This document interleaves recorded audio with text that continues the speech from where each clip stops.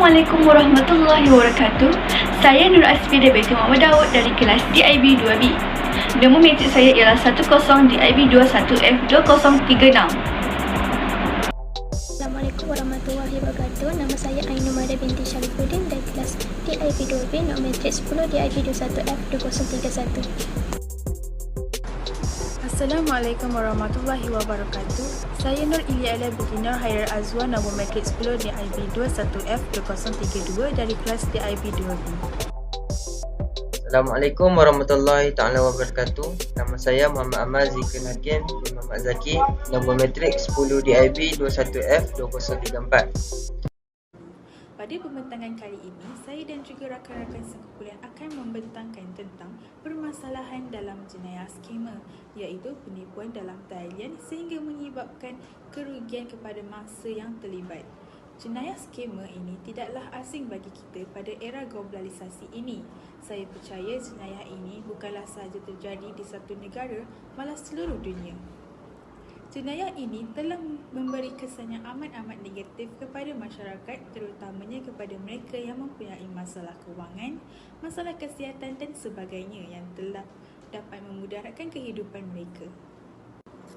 Jadi, objektif video ini dilaksanakan adalah untuk menerangkan apakah itu jenayah skema, kesan terjadi jenayah skema, punca serta cara mengatasi masalah tersebut. Secara amnya, jenayah skema atau penipuan secara dalam talian ini merupakan jenayah komputer atau jenayah cyber. Jenayah cyber ini pula melibatkan unsur penipuan, kerosakan atau pengubahsuaian program atau data komputer, pencurian maklumat dan penggondaman dan sebagainya. Pelbagai-bagai maklumat palsu yang boleh disebarkan di internet melalui jenayah ini. Terjadinya jenayah skema ini juga adalah berpunca daripada manusia yang mempunyai kelakuan yang negatif. Mereka menyerang sistem hanya sekadar suka-suka ataupun mencuba ilmu yang baru mereka pelajari. Terjadinya jenayah ini juga adalah disebabkan oleh sikap mereka yang mementingkan diri sendiri. Dalam Islam, Allah telah melarang kita dalam melakukan penipuan. Sesungguhnya penipuan itu adalah perkara yang keji kerana tidak berkata benar dan berbohong. Terdapat satu hadis iaitu ditanyakan kepada Rasulullah SAW, mungkinkah seorang mukmin itu pengecut? Mungkin, jawab Rasulullah. Mungkinkah seorang mukmin itu bakhil? Ya, mungkin, lanjut Rasulullah. Mungkinkah seorang mukmin itu pembohong? Rasulullah SAW menjawab, tidak. Hadis ini diriwayatkan oleh Imam Malik dalam Al-Muwatta dan Imam Al-Bukhari dalam Syu'abul Iman. Jadi teranglah dalam hadis ini bahawa seorang mukmin itu boleh jadi pengecut dan kedekut, tetapi tidak mungkin sama sekali berbohong. Ternyata di sini penipuan dan pembohongan itu adalah perkara yang keji dan hina. Mari kita lihat lebih lanjut bagaimanakah boleh terjadinya jenayah skema ini. Bahagian ini akan diterangkan oleh rakan sekumpulan saya. Sekian, terima kasih. Punca-punca berlakunya scammer. Kenapa scammers pada zaman sekarang masih berlaku? Sedikit menggunakan pelbagai kaedah komunikasi dan kejuruteraan sosial termasuk email, telefon pintar dan khidmat pesanan ringkas seperti SMS dan semua web, termasuklah media sosial untuk mendapatkan mangsa pada masa ini. Antara punca-punca berlakunya scammers, yang pertama ialah pemilihan mangsa yang tepat. Individu yang terlibat dan menjadi dalang di sebalik kes penipuan dan skim cepat kaya ini hari ini sudah menjadi semakin bijak. Scammer sekarang pada masa kini mereka sudah pandai mencari target yang lebih mudah, iaitu seseorang yang kurang berkemahiran dalam teknologi dan kurang pengetahuan dalam pengetahuan pada masa ini. Pada zaman sekarang, untuk tipu seseorang individu yang lebih mahir dalam penggunaan internet adalah lebih sukar. Maksudnya, scammer tu susah nak scam seseorang yang ada pengetahuan yang tinggi dalam teknologi. Punca yang kedua ialah kurang kesedaran hal semasa bagi seseorang. Walaupun anda seorang yang mahir dalam teknologi dan menggunakannya setiap hari, tidak bermaksud anda tidak akan mudah tertipu dengan scammers. Kebanyakan mangsa yang ditipu pada hari ini yang terlibat dalam yang ditipu oleh scammers ialah mangsa-mangsa yang ditipu hasil daripada pengiklanan seperti daripada media sosial seperti Facebook, TikTok, WhatsApp dan lain-lain. Seseorang individu yang tidak peka dengan keadaan semasa dan pengetahuan semasa akan lebih mudah tertipu pada zaman kini. Hal ini kerana pengetahuan pada zaman sekarang penting untuk seseorang tidak mudah ditindas ataupun ditipu. Supaya antara contoh kesan penipuan adalah berkenaan skim rumah yang terlalu murah sehingga menarik perhatian ramai pada zaman kini. Jika anda seseorang yang peka pada perubahan semasa dan kos-kos yang ada untuk memindah rumah pada masa kini, anda akan tidak mudah ditipu oleh skim-skim yang ada pada zaman sekarang yang terlampau murah. Berikut ialah sebuah suntingan video yang diambil daripada YouTube yang menceritakan punca-punca berlakunya scammer dan contoh-contoh berlakunya scammers pada masa kini. Dewasa ini kita sering didedahkan dengan isu penipuan scam dan rata-rata mangsa mengalami kerugian hampir lebih ratusan ribu ringgit. Dan mangsa ini terdiri daripada pelbagai golongan termasuk mereka yang berpengaruh, golongan profesional, rakyat marhain dan tidak ketinggalan warga emas. Pendek kata, kita semua terdedah dengan risiko menjadi mangsa penipuan scam.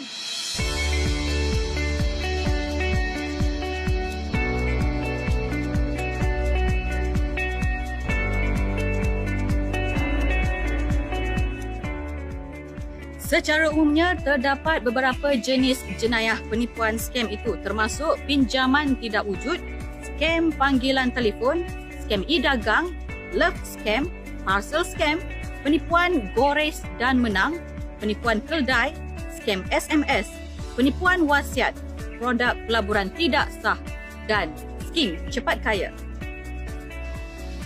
Taktik keji penipuan kewangan menyebabkan mangsa berasa cemas, panik dan mungkin ketakutan. Akhirnya mangsa mengambil tindakan terburu-buru dan menanggung kerugian besar. Ia menyebabkan mangsa hilang wang simpanan sepanjang hayat, membuat hutang secara maksima yang tidak perlu atau hilang maruah diri. Kedudukan peniaga yang melakukan penipuan menurut Islam. Islam sangat tegas dalam hal penipuan. Hal ini boleh kita lihat dengan jelas bagaimana kemurkaan Allah terhadap penipuan sehingga adanya sebuah surah khusus di dalam Al-Quran yang mencela dan mencelakakan golongan-golongan yang melakukan penipuan dan scammers ni. Firman Allah Subhanahu Wa Taala pada awal surah berbunyi, Wailul lil mutaffifin. Maksudnya kecelakaan besar bagi orang-orang yang berlaku curang. Selain itu, amaran yang keras dalam hal ini boleh dilihat melalui hadis yang diriwayatkan oleh Abu Hurairah radhiyallahu anhu bahawa Nabi bersabda, "Man hamala 'alaina salaha falaysa minna wa man 'ashana falaysa minna." Maksudnya, siapa yang mengangkat senjata ke atas kami bukanlah daripada golongan kami, dan siapa yang menipu kami bukan daripada golongan kami. Hadis ini membawa maksud mereka yang bersepakat dalam penipuan bukanlah daripada golongan-golongan kami. Kesan jenayah cyber, kelicikan penipuan kewangan atau skamer dalam talian semakin menjadi-jadi di negara ini. Walaupun banyak tangkapan dibuat, kes penipuan begini masih lagi berlaku dengan yang ditanggung mangsa ada kalanya mencecah jumlah simpanan sepanjang hayat mereka untuk persaraan. Kebanyakannya menggunakan teknologi atas desakan trend atau tidak mahu dilabel ketinggalan zaman. Oleh demikian, penggunaan serit alfa dalam mengikuti arus globalisasi. Misalnya apabila kemunculan laman sosial bertambah seperti bak cendawan tumbuh selepas hujan, menyebabkan ramai berlumba-lumba menyertai laman sosial tanpa mengetahui risiko dan kesan sekiranya tidak berhati dalam penggunaannya. Terdapat pelbagai kesan yang menyumbang kepada jenayah cyber. Antaranya ialah kesan aplikasi terhadap penggunaan atas talian akan memberi impak buruk kepada penggunaan jika tiada sekuriti atau keselamatan dalam proses transaksi pembayaran online. Laman web yang tidak rasmi dalam proses perbankan online akan memudaratkan pengguna, iaitu tanpa sedar mereka sebenarnya telah memberi kata laluan kepada penjenayah cyber. Hal ini akan memudahkan penjenayah cyber untuk menggodam atau mencuri informasi perbankan pengguna bertujuan mencuri atau memindahkan wang pengguna kepada akaun penjenayah cyber. Kesan kedua organisasi atau laman seseorang yang menggunakan aplikasi online ini juga akan menerima ancaman dan gangguan daripada penjenayah cyber dengan menggodam maklumat sulit organisasi dengan niat untuk membantutkan operasi organisasi tersebut. Jenayah cyber seperti ini pernah berlaku kepada perbankan MyBank pada tahun 2007 apabila pengguna MyBank telah menggunakan laman web tidak rasmi dalam proses transaksi pemindahan wang dalam akaun. Malang sekali penggunaan tersebut kehilangan sejumlah wang apabila maklumat transaksi perbankan diakses mudah oleh penggodam. Kes ini telah pun membuka banyak mata pihak organisasi dan penggunaan dalam berhati-hati menggunakan aplikasi perbankan, pemindahan atau pembayaran wang secara online. Kesan ketiga ialah kesan kepada mangsa yang berbentuk psikologi adalah individu cenderung merasa suka melepaskan diri daripada hubungan cinta yang dibina atas kepura-puraan tersebut, walaupun dimaklumkan bahawa ia tidak benar dan berdasarkan penipuan untuk tujuan mengaut keuntungan. Pengaruh sosial lazimnya digunakan oleh penjenayah ke atas mangsa demi mengubah sikap, kepercayaan, persepsi atau tingkah laku lainnya, terutamanya bagi golongan wanita. Saksikan video mengenai mangsa ditipu oleh skamer. Angkara cinta wang bernilai ribuan ringgit hampir tergadai. Seorang wanita mengakui hampir ditipu oleh seorang lelaki yang dikenalinya di media sosial. Mangsa tampil berkongsi pengalaman. Saya pun terpedayalah dengan tu dia, mulut dia manis. Jadi kita time muda tu saya tak banyak kawan. Jadi saya perlukan lebih perhatian. So daripada situlah saya jadi rapat dengan lelaki ni. Kes penipuan cinta cyber itu mendapat perhatian seorang ibu berusia 53 tahun, Nuraini Salihuddin, yang menjadikan kisah itu sebagai iktibar agar tidak menimpa anak-anaknya. Saya selalu menasihati anak-anak saya supaya tidak membagi pinjaman kepada orang yang tidak dikenali sebab benda tu boleh membahayakan pada diri sendiri. Selain itu, Peguam Siti Nur Zafirah Muhammad Fazil yang menyatakan bahawa sindiket kebiasaannya akan mengenali latar belakang dan perwatakan mangsa sebelum menjerat mereka. Target utama mereka adalah orang yang mudah terpedaya. Normally macam orang-orang yang lonely lah, kebanyakan orang kesunyian, orang yang tak banyak kawan. So bila dia tahu ada someone mendekati mereka dan menunjukkan how caring they are towards them, dari situlah mereka akan mudah terpedaya. Sepanjang tahun ini, 15 kes penipuan cinta cyber dilaporkan berlaku di Kuantan, Pahang. Dengan ini telah mengakibatkan mangsa mudah dipergunakan oleh penjenayah cyber bagi memindahkan wang ke dalam akaunnya. Terdapat banyak ayat Al-Quran yang menyentuh tentang peribadi dan tingkah laku manusia. Jenayah cyber berlaku apabila manusia lupa hukum Tuhan mengikut nafsu dan terpengaruh dengan ajaran syaitan. Privasi dan hak pribadi pengendap cyber misalnya telah melanggar hak pribadi seseorang. Terdapat banyak ayat Al-Quran yang menyebut tentang hal hak pribadi, kepercayaan dan kecurian yang boleh jadi rujukan. Antaranya firman Allah SAW mengenai hak pribadi dalam konteks melibatkan kediaman yang bermaksud, wahai orang-orang yang beriman, janganlah kamu masuk ke dalam mana-mana rumah yang bukan rumah kamu sehingga kamu terlebih dahulu meminta izin serta memberi salam kepada penduduknya. Yang demikian adalah lebih baik bagi kamu supaya kamu beringat mematuhi cara dan peraturan. Surah An-Nur 24 ayat 27. dalam ayat tersebut mengatakan Allah SWT menerangkan cara dan adab peraturan berziarah ke rumah orang lain supaya terhindar perkara-perkara yang tidak diingini berlaku.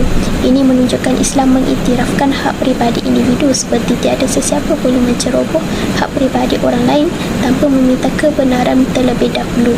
Kesimpulannya, penipuan cyber merupakan satu ancaman jenayah yang melanda bukan sahaja negara maju, bahkan negara yang sedang membangun seperti di Malaysia. Dengan itu, usaha-usaha oleh PDRM dan SKMM dalam memberikan pendidikan keselamatan dalam kempen dan iklan masyarakat untuk tidak mendedahkan privasi identiti pengguna media sosial seharusnya dititik beratkan oleh masyarakat. Sehubungan itu, pendidikan terhadap penggunaan ICT dan media sosial yang secara tulus memanfaatkan kegiatan harian penggunaannya seharusnya diwaspadai oleh belia hari ini. Hal ini kerana penggunaan media sosial terbabit berkemungkinan besar dipantau oleh sindiket yang menanti peluang mengaut keuntungan dari individu yang berpotensi menjadi mangsa. Seterusnya, langkah-langkah mengatasi jenayah skamer. Yang pertama, jangan kongsikan maklumat peribadi kepada orang yang tidak dikenali. Maklumat peribadi seperti nombor akaun bank, kata laluan perbankan dalam talian atau nombor TAC perlu disimpan dalam untuk kegunaan sendiri sahaja. Sekiranya pihak yang tidak bertanggungjawab meminta maklumat peribadi anda, maka lebih baik anda letakkan panggilan sahaja atau interaksi tersebut. Yang kedua, hubungi talian perkhidmatan pelanggan. Sekiranya anda menerima panggilan yang mencurigakan berulang kali, catatkan butiran dan nombor berkenaan dan terus hubungi talian pelanggan untuk menyatakan segala butiran perbualan anda. Akhir sekali, semak akaun bank dikhawatiri terbabit dengan penipuan urus niaga online. Bagi yang gemar membeli barangan secara online, digalakkan membuat semakan sama ada akaun bank tersebut pernah dilaporkan terbabit dengan penipuan atau di sebaliknya. Portal seperti Jabatan Siasatan Jenayah Komersial, Scam.my atau Tipu.my memudahkan anda untuk membuat semakan segalanya butiran penjual sebelum membuat transaksi bayaran. Mari kita saksikan video seseorang yang hampir ditipu oleh skamer yang tidak bertanggungjawab. Sesiapa sahaja boleh menjadi mangsa kepada skamer dan baru-baru ini seorang pemuda berkongsi rakaman dirinya hampir ditipu oleh pihak skamer yang tidak bertanggungjawab. Namun begitu, dia dan rakan-rakannya dapat menghidu panggilan itu merupakan skamer sejak awal lagi, menyebabkan mereka melayan panggilan itu sehingga skamer tersebut rasa tercabar dan marah. Record purpose, sebab sefaham saya dah clearkan semua income tax saya. Saya dah buat clearance. Sebab itulah saya kena semak. Tapi kalau cik dah bagi tahu saya ni makau sikit lah. Bukan. Cerita macam ni Tuan. Cik datang berjumpa dengan saya di pejabat.